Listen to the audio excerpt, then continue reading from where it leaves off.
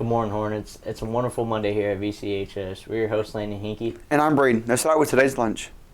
Today, we'll be enjoying nachos with Frito salad, steamed corn, diced tomatoes, cucumber slices, pineapple, and of course, a cold milk. Now let's jump in today's celebrations with these holidays.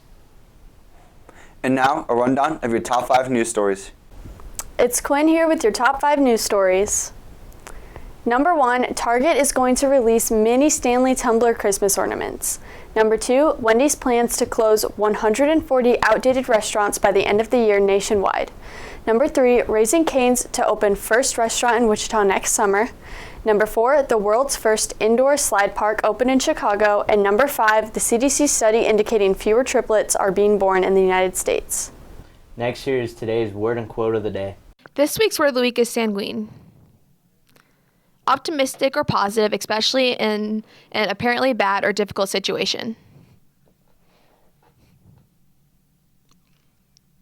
Do not go where the path may lead. Go instead where there is no path and leave a trail. Ralph Waldo Emerson. Listen up, here's a drama announcement. So Drama Club is the club in the school that allows students to just get together and enjoy their love of theater and their love of the fine arts.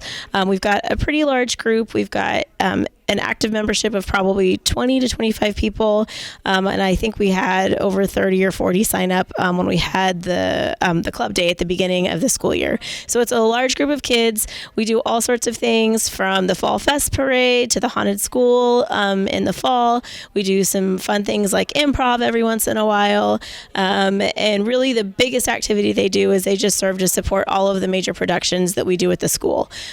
So my hope is for all the students that are a part of the club is that they can learn a little bit more about theater, they can learn a little bit more about drama, they can be a part of a group of like-minded students who enjoy the same things.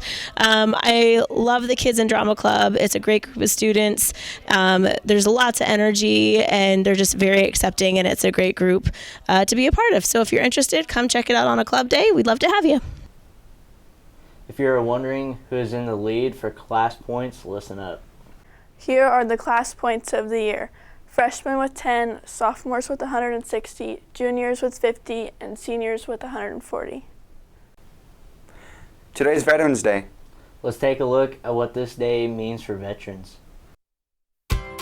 You probably know that every year on November 11th, Americans celebrate Veterans Day to honor the millions of men and women who have served or are serving in the nation's armed forces. But bet you didn't know the whole story behind the holiday.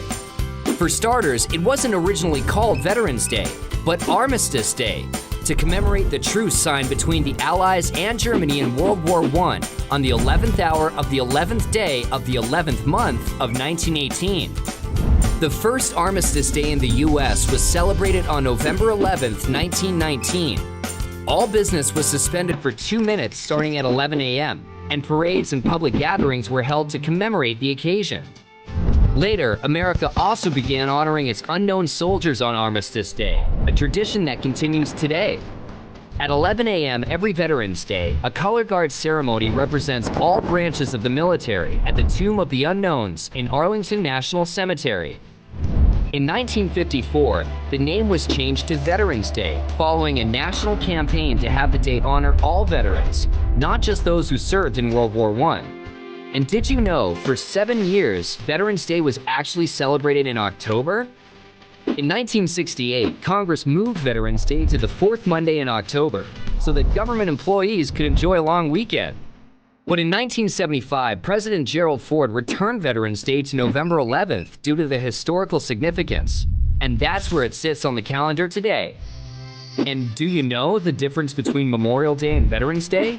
Both of them honor those men and women who have served in the military, but Memorial Day honors America's war dead, while Veterans Day honors all American veterans, living and dead.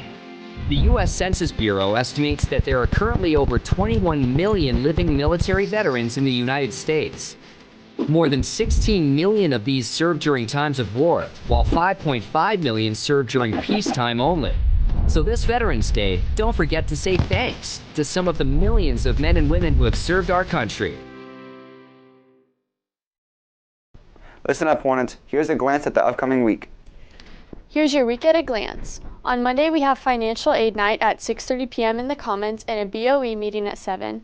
Tuesday is Powder Puff football at 6 p.m. Juniors wear purple, seniors wear black, and after-school tutoring in the library. Wednesday, we have Scholars Bowl at Wichita West, after-school tutoring, and sports physicals are due for anyone playing winter sports. Finishing out our week, we've got the Adams Family Place at 6:30 on Saturday and Friday night. More sun out today. Let's take a look at today's temperatures. My name is Caden Langford. Today's high is 66 and tonight's low is 44. And now it's time for a quick blast of the past. We leave you with this day in history. Stay classy, BC.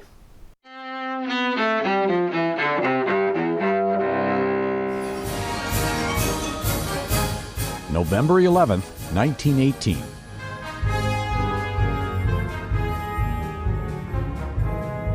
In Europe, World War I comes to an end after 4 years of fighting as the Allies in Germany sign an armistice. But peace does not last as a Second World War engulfs that continent as well as Asia some 2 decades later. 1620. Pilgrims aboard the Mayflower, anchored off Massachusetts, sign a compact calling for a body politic. That document becomes the foundation for the Pilgrims' government after they land in Plymouth. 2004. Yasser Arafat, the longtime Palestinian leader, dies at a Paris military hospital at age 75. 1922. Kurt Vonnegut Jr., who wrote Slaughterhouse-Five and Cat's Cradle, is born in Indianapolis. And 1974. I'm the king of the world! Actor Leonardo DiCaprio, star of movies including Titanic and Gangs of New York, is born in Los Angeles. Today in history, November 11th.